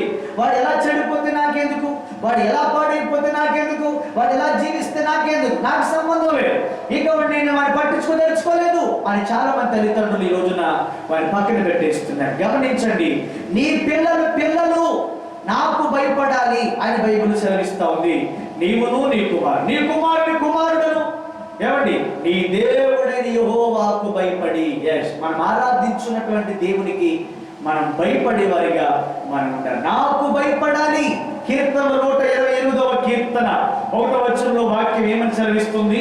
128వ కీర్తన యెహోవా యందు భయభక్తులు కలిగి ఆయన తోవల యందు నడుచు వారందరూ కూడా ధన్యులు అని బైబిల్ సెలవిస్తుంది. యెహోవా యందు భయభక్తులు. దేవుని భయము లేని ప్రజల మీద దేవుని యొక్క కోపము రగులుకుంటుంది. దేవుని భయం ఎక్కడ తగ్గుతుందో, ఏ దేశంలో తగ్గుతుందో, ఏ ఇంటిలో తగ్గుతుందో, ఏ వ్యక్తిలో తగ్గుతుందో అక్కడ దేవుని కోపం రగులుకుంటుందన్న విషయాన్ని నేను మీకు జ్ఞాపకం చేస్తున్నాను. ఈ రోజున సంఘాల్లో దేవుడు అంటే భయం లేదు, దేవుని సేవకుడు అంటే భయం లేదు. దేవుని సేవకుని మాటను ఈ రోజున పెడచమని పెట్టేటువంటి విశ్వాసులు సంఘ పెద్దలు ఉంటారు. వీరు మనుషుల మాట వింటారు, భూస్వాముల మాటలు వింటారు, అబద్ధాలు చెప్పే రాజకీయ నాయకుల మాటలు వింటారు. కానీ దేవుని ప్రతినిధిగా ఉన్న దేవుని సేవకుడికి భయపడరు, ఆయన మాటకు లోబడరు, ఆయన మాటను వారు గౌరవించలేని వారిగా ఉంటారు. అటువంటి వారి మీద దేవుని యొక్క కోపం రగులుకుంటుందన్న విషయాన్ని నేను మీకు జ్ఞాపకం చేస్తున్నాను. దేవుని బిడ్డలారా, ఈనాటి సంఘాల్లో దేవుడు అంటే భయం లేదు, దేవుడికి సమయం ఇవ్వటానికి సమయం లేదు అన్నట్లుగా ఈ రోజున సంఘం ఉంది. సేవకుడు అంటే కూడా భయం లేకుండా ప్రజలు ఉన్నారు. నేను అడుగుతున్నాను, మనం దేవుని సంతోష పెడుతున్నామా, మనుషులు సంతోష పెడుతున్నామా? ఆయన కోపం పుట్టించే వారిగా మనం ఉన్నామా, లేకపోతే ఆయన సంతోష పెట్టేటువంటి వారిగా మనం ఉన్నామా అన్న విషయాన్ని మీరు జ్ఞాపకం. 2 కారణాలని మీకు చెప్పాను. 2 కారణాలు ఈ తెగుళ్ళు రావడానికి ఉన్న 2 కారణాలు. మొదటి కారణం ఏంటంటే అది ప్రవచనాత్మకమైనటువంటి నెరవేర్పు. రెండవది దేవుని యొక్క కోపము ప్రజల మీద రగులుకోవడం. ఎందుకు దేవుని కోపం ప్రజల మీదకి వస్తూ ఉంది? ఒకటి కంప్లైనింగ్ నేచర్, రెండవది మర్మని సనుగుకొనుట, మూడవది ఏంటంటే దేవుని భయము ప్రజలలో లేకపోవడం. దేవుని భయం ఈ రోజున ప్రజలు లేకపోవటం వలన ఎందరో ఆయన కోపాగ్నికి బలైపోతున్నారు. ఆయన అనుమతించున్నటువంటి తెగులు చేత వారు నశించిపోతున్న విషయాన్ని నేను మీకు జ్ఞాపకం చేస్తున్నాను. అయ్యా, మరి ఈ తెగులుకి ఏమి సొల్యూషన్ లేదంటారా? ఈ తెగులుకి సొల్యూషన్ లేదంటారా? ఈ తెగుల నుంచి మనం బయటపడటం అసాధ్యమా? మరి ఇటువంటి తెగుల నుంచి మనం బయటపడాలంటే మరి ఏం చేయాలి మేము?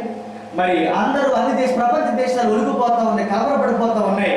మరి ఈ ప్రపంచ దేశాలు బట్టి పీడిస్తున్న ఈ వైరస్ నుంచి మరి బయటపడాలంటే ఏం చేయాలి అని మీరు అనుకున్నట్లయితే బైబిలే దానికి జవాబిస్తుంది. ఆ జవాబులో నేను మీకు 3 ప్రశ్నలు, 4 జవాబులు నేను మీకు తెలియజేస్తాను.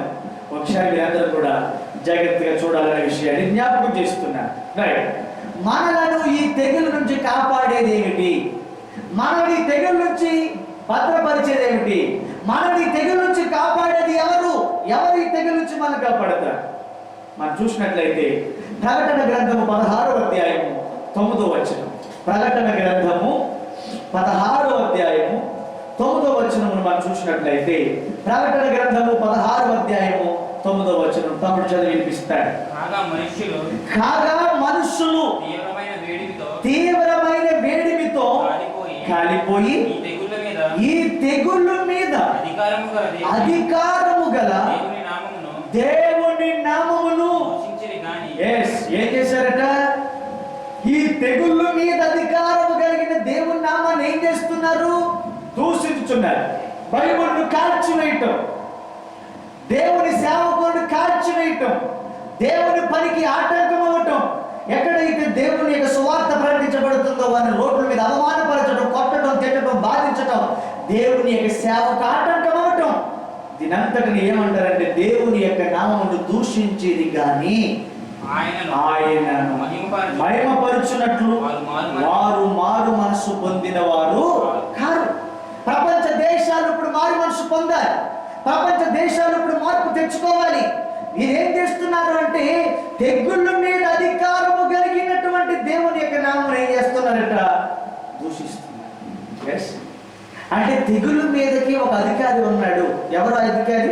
నాసా సైంటిస్టా, మెడికల్ రీసెర్చ్ స్కాలర్సా, లేకపోతే గోల్డ్ మెడల్ డాక్టర్లా? ఎవరు తెగుళ్ళ మీద అధికారులు? ఎవరు? ఎక్కడ మెడికల్ రీసెర్చ్ లో పనిచేస్తున్నటువంటి వైద్య శాస్త్రవేత్తలు కాదు, లేకపోతే మందుల మీద పరిశోధన చేస్తున్నటువంటి మరి స్కాలర్స్ కాదు. ఈ తెగుళ్ళ మీద అధికారం కలిగిన వారు ఎవరు? ప్రపంచంలో 210 దేశాలకి ఈ రోజున ఈ రోగం తెగులు అంటుకుపోతా ఉంది. మరి ఈ అధికారమే వాళ్ళకుంటే, ఈ తెగులు ఆపే అధికారం వాళ్ళకుంటే, ప్రపంచ దేశాల్లో ఎన్ని వేల మంది డాక్టర్లు ఉన్నారు, ఎన్ని రీసెర్చ్ సెంటర్లు ఉన్నాయి, ఎన్ని కోట్ల రూపాయలు మన మెడిసిన్ ఉంది, ఎంత గొప్ప గొప్ప తత్వవేత్తలు ఉన్నారు, ఎంత గొప్ప గొప్ప మేధావులు ఉన్నారు ఈ మెడికల్ ప్రపంచంలో. మరి వాళ్ళు ఎవరైనా ఈ తెగులు ఆపగలుగుతున్నారా? ఎవరు ఆపలేకపోతున్నారు. దేవుడు మరలా జ్ఞానం ఇస్తే తప్ప, దేవుడు జ్ఞానం ఇస్తే తప్ప మందు కనిపెట్టడం ఎవరికి సాధ్యం కాదు. ఇప్పటికీ ట్రై చేస్తూనే ఉన్నారు ఈ మెడిసిన్ కనిపెట్టలేక. అందుచేత తెగుల మీద అధికారం కలిగిన వారు ఎవరైనా ఉన్నారా అంటే తెగుల మీద అధికారం కలిగిన వాడు ఒకే ఒక్కడు ఉన్నాడు. ఆయన యొద్దకు మనము రావాలి. వారు మారు మనసు పొందిన వారు కాదు. మన మారు మనసు పొంది ఆయన వైపు తిరగాలి. The God has authority for every plague. ఇటువంటి తెగులు, ఏ తెగులైనా సరే ఆ తెగులు మీదకి ఆయనకి ఏముందో తెలుసా? అధికారం. అయితే ఏం చేయాలి? అయ్యా అని రావాలి. ప్రభువా నన్ను క్షమించు అని మారు మనసు పొందాలి. మన తప్పులు మనం తెలుసుకుని ప్రాయశ్చిత్త పడాలి. ఆయన పాదాల దగ్గరికి రావాలి. అప్పుడు ఆయన పశ్చాత్తాపపడి చేయదలిచినటువంటి కీడును చేయకుండా మనల్ని ఏం చేస్తూ ఉంటాడంటే ఆయన కాపాడుతూ ఉంటాడు. ఆయన మనం క్షమిస్తాడు. ఆయన మనల్ని క్షమించి మనం భద్రపరుస్తూ ఉంటాడు అనే విషయాన్ని నేను మీకు జ్ఞాపకం చేస్తున్నాను. దేవుడు మాత్రమే ఈ తెగులు మీద అధికారం ఉన్నదన్న విషయాన్ని నేను జ్ఞాపకం చేస్తున్నాను. అయితే అధికారము గలవాని దగ్గరకు రావాలి. ఎక్కడికి రావాలి? మనం అధికారము కలిగిన దగ్గరికి రావాలి. యేసు ప్రభువులు వారి దగ్గరికి గుడ్డి వారు వచ్చిన, కుంటి వారు వచ్చిన, మోగ వారు వచ్చిన, పక్షవాయువు కలిగిన వారు వచ్చిన, చర్మ వ్యాధులు కలిగిన వారు వచ్చిన, కుష్ఠరోగులు వచ్చిన ఆయన ఎలా బాగు చేసేవాడు తెలుసా? అధికారము కలిగిన వారి వల్లే వాళ్ళు వ్యాధులు బాగు చేశాడు. అధికారము గలవాని వలె తుఫాన్ని ఆజ్ఞాపించాడు. అధికారము కలిగిన వాని వలె లాజర్ను పిలిచాడు. అధికారము కలిగిన వాని వలె చెవిటి వారు వినేటట్లుగా చేశాడు. మోగవారికి మాట ఇచ్చాడు. ఆమేన్. తెగుళ్ళ మీద అధికారము కలిగినటువంటి వారి దగ్గరికి మనం రావాలి. అధికారము గల వారి దగ్గరికి రావాలి అని బైబిల్ సెలవిస్తాం.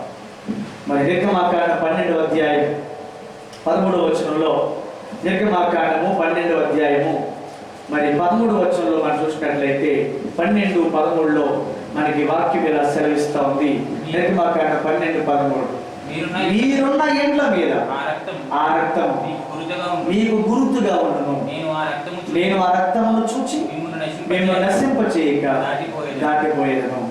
నేను ఐగుప్తు దేశమును పాడు చేయుచుండగా మిమ్మల్ని సంహరించుటకు తెగులు మీ మీదకి రా. మనం ఈ తెగులు చేత, ఈ తెగులు మన మీదకి రాకుండా మనం తప్పించబడాలంటే ఈ పాస్ ఓవర్ బ్లడ్ మనకు అవసరం.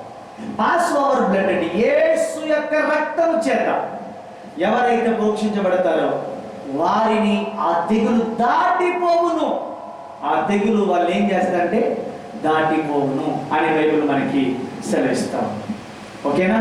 అయితే ఈ యొక్క విమోచన అనేటువంటిది మనకి ఎక్కడి నుంచి వస్తుందంటే the blood of Jesus Christ. యేసు రక్తము ద్వారా మాత్రమే మనకి తెగుల నుంచి విడుదల కలుగుతుంది. ఈ తెగులు నుంచి విమోచన కలుగుతున్న విషయాన్ని మీకు జ్ఞాపకం చేస్తున్నా. ఇది మొదటి సొల్యూషన్ ఏంటి అంటే, మనము తెగుళ్ళ మీద అధికారం కలిగిన మన దగ్గరికి మనం తగ్గించుకుని ప్రత్యర్థపడి ఆయన దగ్గరికి వస్తే ఆయన తప్పకుండా మన తెగుల నుంచి కాపాడతాడని మొదటి విషయాన్ని చెప్పాలి. రెండవది ఏంటంటే, మనందరికీ బాగా సుపరిచితమైనటువంటి మాట, కీర్తనలు 91వ అధ్యాయం మనం 9-10 వచనాలు చూసినట్లయితే, కీర్తన 91వ కీర్తన 9-10 వచనాలు మనం చూసినట్లయితే ఇక్కడ మనకి ఒక మాట కనబడుతుంది. ఆయనే మనకు దిక్కు, ఆయనే మనకు ఆశ్రయము, నువ్వు తప్ప నాకు వేరొక దిక్కు లేదు అని ఎవరైతే దగ్గరికి వస్తారో తప్పకుండా దేవుడు వారికి స్వస్థనిస్తాడనే విషయాన్ని జ్ఞాపకం చేస్తున్నా. 91వ కీర్తన 9వ వచనం అంటాడు, యెహోవా నీవే నా ఆశ్రయమని, నీవు మహోన్నతుడైన దేవుని నీకు నివాస స్థలముగా చేసుకుని ఉన్నావు. దేవుని నివాస స్థలమును చేసుకుని నీకు అపాయమేమీ రాదు, ఏ తెగులు నీ గుడారమున సమీపి. తెగుళ్ళు మన గుడారంలోనికి సమీపించకుండా ఉండాలి అంటే మనం ఏం చేయలేదు. సెకండ్ సొల్యూషన్ ఏంటంటే, ప్రభువా నీవే మాకు, నీవు తప్ప మాకు మరొక దిక్కు లేదు, నీవు తప్ప మాకు మరొక ఆశ్రయం లేదు, నీవు తప్ప మరొక ఆధారం లేదు, నీవే మా దిక్కు, నీ ద్వారా తప్ప మేము ఈ తెగుల నుంచి కాపాడబడలేము, తప్పించబడలేము అనే విషయాన్ని ఎప్పుడైతే మనం గుర్తించగలుగుతామో, there is no other way, there is no alternative to save from such kind of the plague. అటువంటి వ్యాధుల నుంచి మనం విడుదల పొందడానికి మనకి మరొక ఆల్టర్నేటివ్ లేదు అనే విషయాన్ని నేను మీకు జ్ఞాపకం చేస్తున్నాను. ఓకే, నీవే ఆశ్రయమని, నీవే దిక్కు అని ఎవరైతే ఆయన దగ్గరికి వస్తారో వారు తప్పకుండా వారి తెగుల నుంచి కాపాడబడతారనే విషయాన్ని మీకు జ్ఞాపకం చేస్తున్నాను. ఇది రెండవ సొల్యూషన్. మూడవ సొల్యూషన్ ఏంటంటే, మరి ఆమోసు గ్రంథము 4వ అధ్యాయం 10వ వచనం చూసినట్లయితే, ఆమోసు గ్రంథము 4వ అధ్యాయం 10వ వచనం చూడండి. ఆమోసు 4:10 మనం చూసినట్లయితే ఇక్కడ మనకు మాట కనబడతాం. మరి 757 పేజీ, మరి 4:10 వచనాలు, మరియు నేను ఐగుప్తీల మీదకి తెగుళ్ళు పంపించినట్లు మీ మీదకి తెగుళ్ళు, ఆ రోజున ఆనాడు ఐగుప్తీల మీదకి ఎలాగే తెగులు పంపించానో అలాగే నేటి ప్రపంచానికి కూడా నేను ఏం పంపించాను, తెగులు పంపించింది. మీ దండుపేటలో పుట్టిన దుర్గంధం మీ నాసిక రంధ్రములకు ఎక్కునంతగా మీ యవ్వనులను ఖడ్గము చేత హతము చేయించి మీ గుర్రములను కొల్ల పెట్టించితిని, అయినను మీరు నా తట్టు తిరిగిన వారు కారు. ఇదే యెహోవా వాక్కు. ఆయన వైపు తిరగనప్పుడు మన మీదకి దేవుడు ఏం పంపుతాడంట, తెగులు పంపుతాడే. ఈ రోజున ప్రజలు సినిమాల వైపు తిరుగుతున్నారు, లోకం వైపు తిరుగుతున్నారు, డబ్బు వైపు తిరుగుతున్నారు, ఆస్తుల వైపు తిరుగుతున్నారు. ఈ రోజున మనుషులు ఈ భూలోకంలో దేని వైపు అయినా తిరుగుతున్నారు కానీ దేవుడి వైపు తిరగట్లేదు. దేవుడి వైపు తిరగండి అంటే సమయం లేదంటారు, దేవుడి వైపు తిరగండి అంటే మాకు టైం వీలు కుదరట్లేదంటారు, దేవుడి వైపు తిరగండి అంటే మాకు ఇక్కడ టైం దొరకట్లేదండి అంటే. గత వారంలో నేను ఒక యవనస్తుని కలిసి, బాబు నువ్వు ఏం చేస్తుంటావు అని చెప్పాను. నేను సముద్రంలో వేటకి వెళ్తా ఉంటాను. ఎంతో వెళ్తావు? ఇంచుమించు 200-300 కిలోమీటర్ల లోపలికి వెళ్ళిపోతామండి. ఇంచు 15-20 రోజుల సముద్రంలో ఉంటామండి. అయ్యా మరి లోపల కెరటాలంటే మీకు భయం మీద వేస్తుందండి, ఆ కెరటాలను ఎలా నిద్రపోగలుగుతున్నారయ్యా, ప్రాణాల మీద ఇసుకండి ఇది అన్నాడు. మరి నువ్వు దేవుణ్ణి నమ్ముకున్నావా? ఎప్పుడో నమ్ముకున్నానండి. మరి దేవుణ్ణి నమ్ముకున్న మరి మందిరానికి వెళ్తావా అంటే ఎక్కడ టైం ఎక్కడ ఉంటుందండి, అసలు ఖాళీ ఉండట్లేదండి, కుదరట్లేదండి, నాకు సమయం లేదండి అంటున్నాడు, నాకు ఖాళీ దొరకట్లేదండి అంటున్నాడు. అతను చేసేటువంటి ఎంత రిస్క్ పని చేస్తామండి, నాకు ఖాళీ లేదండి, నాకు కుదరట్లేదండి అంటున్నాడు ఒక ఆయన. ఒక చేపలు పట్టుకునేటువంటి ఒక జాలరి. ఆలోచిస్తున్నారా? ఎస్, ఈ రోజున ఎందుకు తెగులు వస్తున్నాయంటే ప్రజలు దేవుని వైపు తిరగక డబ్బు వైపు తిరుగుతున్నారు, టెక్నాలజీ వైపు తిరుగుతున్నారు, శాస్త్రం వైపు తిరుగుతున్నారు, భోగాల వైపు తిరుగుతున్నారు, సుఖం వైపు తిరుగుతున్నారు. కానీ ఈ రోజున దేవుని వైపు తిరిగేటువంటి స్థితిలో ప్రజలు లేరు. అందుకే దేవుని యొక్క కోపం విపరీతముగా ప్రజల మీదకి చెలరేగుతా ఉంది. ప్రజల మీదకి దేవుని యొక్క కోపం రావడానికి కారణం ఏంటంటే వారు దేవుని వైపు తిరిగిన వారు కాదు. అర్థమవుతుందండి? నిన్ను దేవుడు అప్పుడప్పుడు నిన్ను సరి చేయటానికి, అర్థమవుతుందండి, నిన్ను సరి చేయటానికే దేవుడు లాంటి అనుమతిస్తాడు. అప్పుడు మనం ఏం చేద్దాం, మన తెగులుకున్న రూట్ కాజ్ ఏంటో మనం తెలుసుకోవాలి. మన తెగులుకున్నటువంటి రూట్ కాజ్ ఏంటో మనం తెలుసుకుని మనం సరి చేసుకోవాలి. సరి చేసుకోకపోతే ఆ తెగులు చోట నష్టపోతాము. సరి చేసుకుంటే ఆ తెగులు నుంచి కాపాడబడతామన్న విషయాన్ని మీకు జ్ఞాపకం చేస్తున్నాను. ఓకేనా? ఇది 3వ సొల్యూషన్. 4వ సొల్యూషన్ చెప్పి నేను ముగిస్తాను. 4వ సొల్యూషన్ ఏంటంటే దినవృత్తాంతము 2వ గ్రంథము 7వ అధ్యాయం 14వ వచనం. నేను ఆల్రెడీ చాలాసార్లు దీన్ని గుర్తు చేశాను, మళ్ళా సందర్భాన్ని బట్టి నేను గుర్తు చేస్తున్నాను. దినవృత్తాంతము 2వ గ్రంథము 7వ అధ్యాయం 14వ వచనంలో మనం చూసినట్లయితే 7వ అధ్యాయం 14వ వచనం, నా పేరు పెట్టబడిన నా జనులు తమ్మును తాము తగ్గించుకొని ప్రార్థన చేసి నన్ను వెదకి వారి చెడు మార్గములను, చెడిపోతున్న ఈ లోకములో చెడిపోతున్న యవనస్తులారా, ఓ ఇష్టానుసారంగా చెడిపోతున్న దేశాలారా, ఇష్టానుసారంగా చెడిపోతున్న యవనస్తులారా, చెడిపోతున్నటువంటి ప్రజలారా, మీరు మీ చెడు మార్గములను విడిచి ఆకాశము నుండి నేను వారి ప్రార్థనలు విని వారి పాపములను క్షమించి వారి దేశము నేను స్వస్థపరచును. ఆయనతో ఎన్నిక చేయబడినటువంటి మనం ఆయన పాదాల దగ్గరికి రావాలి. ప్రతి ఉదయం, ప్రతి సాయంకాలం నీకు సమయం దొరికినప్పుడల్లా, టైం దొరికినప్పుడల్లా నీవు ఆయన పాదాల దగ్గరికి వచ్చి దేశం యొక్క స్వస్థత కొరకు మనం ప్రార్థించాలి. అయ్యా, ప్రపంచ దేశాలందరి కొరకు నేనెందుకు ప్రార్థించాను? నా గురించి నేను ప్రార్థన చేసుకోవటం మానేసి నా గురించి నేను, నా ప్రార్థన, నా సంఘం లేకపోతే నా కుటుంబం గురించి, నా బంధువుల గురించి ప్రార్థన చేసుకుంటాను, కానీ దేశమంతటి గురించి నేనెందుకు ప్రార్థన చేస్తాను అని అనుకుంటున్నావా? చాలా పొరపాటే. దేశం యొక్క స్వస్థత మన అందరి బాధ్యత. అర్థమవుతుందండి? దేశం బాగుంటేనే నువ్వు బాగుంటావు, దేశం క్షేమంగా ఉంటేనే మనం బాగుంటాం. మనం దేశం అంతటి స్వస్థత కొరకు మనం ప్రార్థించే వారిగా ఉండాలి. అర్థమవుతుందండి? Yes, we need to come to the God's feet. దేవుని పాదాల దగ్గరికి రావాలి. ఎలా రావాలి? కాలు ఎగరేసుకుంటున్నా, తల ఎగరేసుకుంటున్నా, మీసాలు తిప్పుకుంటున్నా కాదు. నువ్వు తగ్గించుకొని ప్రార్థన చేసి ఆయన పాదాల దగ్గరికి వచ్చి నువ్వు ప్రత్యర్థపడి ప్రార్థన చేస్తే దేవుడు తప్పనిసరిగా ఆ దేశమును స్వస్థపరుస్తాడని దేవుడి యొక్క వాక్యం మనకు తెలియజేస్తాం. నీకు తెలియకుండా నీ ఇంట్లో ఎన్నో దుఃఖాలు, నీకు తెలియకుండా నీ ఇంట్లో ఎన్నో సమస్యలు, నీకు తెలియకుండా నీ ఇంట్లో ఎన్నో రోగాలు. ఎస్, మరి ఇలాంటివి వచ్చినప్పుడు ఏం చేయాలి? మనమందరం మోకాలి, నీళ్ళం మోకాలి. మనం తగ్గించుకొని ప్రార్థన చేయాలి. మనం తగ్గించుకొని ఆయన తట్టు మనం చేతులు ఎత్తాలి. In front of the Jesus Christ ఆయన వైపు మనం చేతులు ఎత్తి ప్రార్థన చేస్తే తప్పనిసరిగా తెగుల నుంచి ఆయన మనల్ని కాపాడుతాడు. ఆ తెగుల నుంచి మనం విడిపిస్తాడన్న విషయాన్ని జ్ఞాపకం చేస్తున్నాం. నేను చివరిగా మీకు చెప్పదలుచుకున్న మాట ఒకటే, ఒక క్రైస్తవులుగా మనమందరం ఈ కరోనా విషయంలో ఫెయిల్ అయిపోయాం. ఒక క్రైస్తవులుగా మనమందరం ఫెయిల్ అయ్యాం. అయితే మనము దేవుని ఎదుట మన మోకాల్లోని ప్రత్యర్థపడి మనం ప్రార్థన చేసినట్లయితే ప్రార్థన ఆలకించే దేవుడు తప్పకుండా మరి మనల్ని క్షమించి మరి ఈ తెగుల నుంచి మనం విడిపిస్తాడన్న విషయాన్ని నేను మీకు జ్ఞాపకం చేస్తున్నాను. రాకడ సూచనలో ఇది ఒక సూచన. ఏంట సూచన? తెగులు. ఎందుకు వస్తాయి తెగుళ్ళు? తెగులు రావడానికి 2 కారణాలు మీకు చెప్పాను. ఆ మొదటి కారణం ఏంటంటే, ఒకటి ప్రవచనాత్మకమైనటువంటి నెరవేర్పు, రెండవ దేవుడి కోపాన్ని కలిగించినప్పుడు తెగులు వస్తాయి. దేవుడి కోపాన్ని ఎందుకు కలిగిస్తున్నా? ఒకటి, దేవుడు ఎన్నిచ్చినా ఆ దేవుడి మీద మనం తిరుగుబాటు చేసి కంప్లైంట్ చేయటం వలన దేవుడి కోపం వస్తుంది. రెండవదిగా దేవుడి ప్రతినిధులు దేవుడి చేత ఏర్పాటు చేయబడిన సేవకుల గురించి తప్పుడుగా మాట్లాడడం, విమర్శించడం, దూషించడం, పొరుగువాదిగా తప్పుడుగా మాట్లాడటం వలన తెగులు వస్తాయి. మూడవదిగా దేవుని భయం లేకపోవటం వల్ల తెగులు వస్తున్నాయి. ఇది 3వ కారణం. మరి ఈ తెగులు ఆగడానికి సొల్యూషన్ ఏంటి? ఒకటి, తెగులు మీద అధికారం కలిగిన వారి దగ్గరికి మనం రావాలి.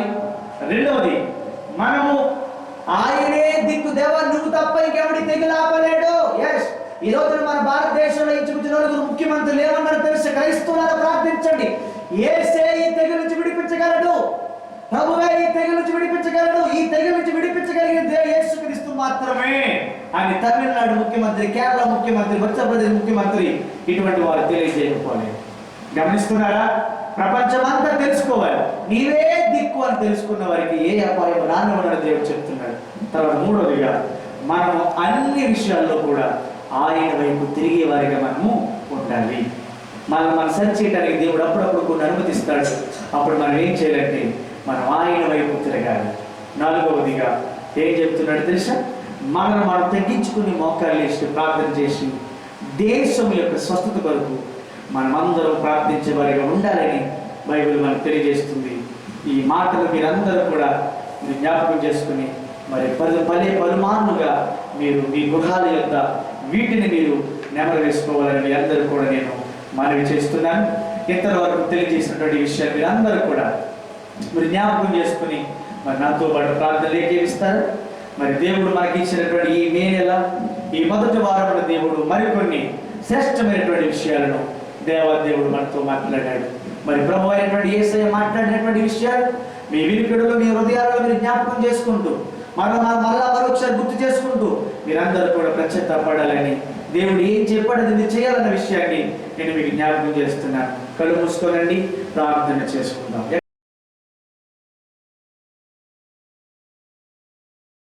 ఎక్కడ వారక్కడి నాతో పాటు ప్రార్థనలు ఏకీవించండి. ఎక్కడ వారక్కడి నాతో పాటు ప్రార్థనలు ఏకీవించండి. ప్రేమ కలిగిన మా తండ్రి మీకు వందనాలయ్యా. ఎక్కడ వారక్కడి కళ్ళు మూసుకుని ప్రార్థన చేయండి. ఎక్కడ వారక్కడి కళ్ళు మూసుకుని యేసయ్యా నీకు స్తోత్రాలే, యేసయ్యా నీకు స్తోత్రాలు ప్రభువా, యేసయ్యా నీకు స్తోత్రాలు, యేసు ప్రభువా నీకు స్తోత్రాలు తండ్రి. ఇదిగో అప్పుడు 2వ నెల వచ్చేసింది నాయన. ప్రపంచ దేశాలు ఈ కరోనా వైరస్ ద్వారా ఓ తండ్రి అగ్రరాజ్యాలు సైతం లక్షలాదిగా ప్రజలు దీని బారిన పడ్డారు. వేలాది మంది ప్రజలు చనిపోతున్నారు నాయన. వేలాది మంది కుటుంబాలు ప్రభుత్వ దుఃఖ సముద్రైపోతున్నాయి. వేలాది మంది కుటుంబాలు దుఃఖముఖులైపోయారు ప్రభువా. ఓ ప్రపంచ దేశాలన్నీ కూడా ఈ తెగులు చేత విపరీతంగా బాధపడతా ఉన్నాయి. అయితే దీనికి సొల్యూషన్ ఏంటో 4 కారణాలు మీరు చెప్పారు. ఓ ఈ యొక్క తెగుల నుంచి విడిపించబడడానికి సొల్యూషన్ నాలాంటి ప్రవక్తల చేత నాలాంటి సేవకులతో ప్రపంచానికి దేశానికి మీరు బోధిస్తున్నప్పుడు మరి అధికారులు గుర్తించకపోతే, ఈ ప్రధానులు గుర్తించకపోతే, తండ్రి ఈ దేశాధినాథులు తెలుసుకోకపోతే నీ ఉగ్రత నుండి తప్పించబడటం చాలా కష్టమైన విషయాన్ని నేను ప్రపంచానికి జ్ఞాపకం చేస్తున్నాను. ఎన్నో శ్రేష్టమైనటువంటి సంగతులు, ఎన్నో శ్రేష్ట అద్భుతమైన విషయాలు మీరు ప్రతి వారం ప్రతి ఎపిసోడ్లో మీరు మాకు తెలియజేస్తూ ఉన్నారు. నీ మహాకృపను బట్టి తండ్రి ఇదిగో గడిచిన నెలంతా కూడా ఏప్రిల్ మాసం అంతా కూడా పెండమూరుల సంఘాన్ని, కొమరగిరి పట్ల సంఘాన్ని, సామంతగురు సంఘాన్ని, కలిచెరు సంఘాన్ని, గుండెప్పుడు సంఘాన్ని వారి కుటుంబాలను ప్రభు మీరు కాపాడి నీ అద్భుతమైన మహాకృపను బట్టి మే నెలను మీరు మాకు ఇచ్చారు. మరి మే నెలంతా కూడా తండ్రి ఇప్పటి వరకు ఏ ఇంట్లో కానీ ఏ కుటుంబానికి కానీ ఏ వ్యక్తికి కానీ తెగులు రాలేదు ప్రభా. మా సంఘాలలో ఏ ఇంటిలో కూడా తెగులు ప్రవేశించకుండా నువ్వు కాచి కాపాడుకుంటూ వచ్చావు. అయితే రాబోతున్న దినాలలో కూడా మా యొక్క 5 సంఘాల బిడ్డలను, 5 సంఘాల కుటుంబాలను, 5 సంఘాల ఆత్మీయులను మీరు కాచి కాపాడి నీ కాపుదల వారికి మీరు కలిగించాలని ప్రార్థిస్తున్నాను. నీవే వారిని తప్పించాలని, నీవే వారికి నీ కాపుదల కలిగించాలని, నీ కృప చేత వారిని భద్రపరచాలని ప్రార్థిస్తున్నాను ప్రభా. ఈ మీనంతా కూడా తండ్రి వారి అన్ని విషయాలు నమ్మకంగా ఉండేవారిగా చేయండి. గత గడిచిన నెలంతా కూడా వారి యొక్క ఉద్యోగాలలో నీవు ఇచ్చిన జీతములో నమ్మకంగా ఉండట, వారి చేతి పనులలో నమ్మకంగా ఉండట. అయ్యో ఆరాధన లేవు, మందిరాలు లేవు అని తండ్రి దేవుని సొమ్మును వారు తినేసేవారు గాను, తిని నష్టపోయేవారు గాను, దేవుని సొమ్మును వాడుకునేవారు కాకుండా దేవుని సొమ్మును దేవునికి చేరేటట్లుగా వారు ప్రయత్నించినట్లుగా సహాయం చేయమని ప్రార్థిస్తున్నారు. దేవునికి భయపడే వారిగా చేయండి, అన్ని కట్టడలు గైకునే వారిగా చేయండి. కుమారులకి దేవునికి భయపడేటువంటి నేర్పించడం వారికి నేర్పించమని ప్రార్థిస్తున్నారు. మాకు మేము భయంగా ఉండటమే కాదు, మా తర్వాత తరాన్ని కూడా మా బిడ్డలకు మేము నేర్పించాలి. దేవుని భయం ఏంటో నేర్పించే వారికి ఉండాలి. నిలబడినప్పుడు, కూర్చున్నప్పుడు, నడిచినప్పుడు కూడా దాని గురించి చర్చించడం, మాట్లాడమని చెప్పారు. అటు దేవుని బైబిల్ కూర్చొని మాట్లాడేటువంటి వారికి చేయాలి. ఇదిగో తండ్రి ఈ అద్భుతమైనటువంటి టెక్నికల్ సపోర్ట్ ద్వారా మరి తమ్ముడు రాజకుమార్ని బట్టి నేను అద్భుతమైనటువంటి సేవల సువార్తను దేశ విదేశాలలో సహితం కూడా ఈ ఛానల్ ద్వారా అనేక అద్భుతమైన విషయాలు ప్రజలు తెలుసుకోవడానికి మీరు కూడా చూపుతున్నారు. మీరు అద్భుతంగా మాట్లాడుతున్నారు ఆయన. ఏ విషయాలైతే నీ దాసుల ద్వారా మాట్లాడుతున్నారు అవన్నీ కూడా ప్రజలు విని గ్రహించి అర్థం చేసుకోవడానికి సహాయం చేయండి. మళ్ళీ నేను అక్కడ ఆవిష్కరిస్తే మరొక వీడియో ద్వారా మరికొన్ని ప్రాముఖ్యమైన విషయాలు నీ లేఖనముల నుండి ప్రజలకు తెలియజేయడానికి సహాయం చేయండి.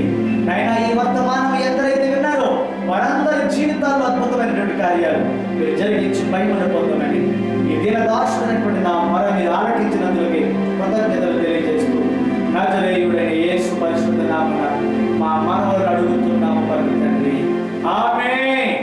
మన తండ్రి అయిన దేవుని ప్రేమ, రక్షకుడైన క్రీస్తు కృప, పరిశుద్ధాత్మని కన్నుని సహవాసం